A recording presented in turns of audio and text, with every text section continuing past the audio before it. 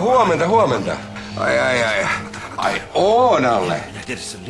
Seppo, ei mitään hätää. Minähän sut säikäytin, että tuo aina putosi. No kieltämättä mä yllätyin aika tavalla. Sä lähdit aamulla niin aikaisin, että mä en kerin supermarkettiin. Reilusti uskaltaa tulla tapaamaan sua itse. Vai menikö homolta passakihan Karla? Vankila! Ikävästi tähän välikäteen. Sinäkö tämän tapaamisen juonitkin? Minä en oo mitään juoninut. No mitä tää sitten on? Ehkä me ollaan. Homoja. Päästäänkö se hivelemään Ossin komeita lihaksia? Se taitaa olla oikein petovällyjen välissä. Oli vain kauniin ele. Mitä? Koska hän tiesi, kuinka paljon mä sua kaipan. Appelsiinipuutikku ja Ismon kaupalla manikyyri. ja Ismo keksi järjestää tapahtumaa. Toivottavasti se ei haittaa. Oi eipä kai. Halvemmaksi tulisi heittää musta mies. Sillalta alas. Paljon puhuttavaa.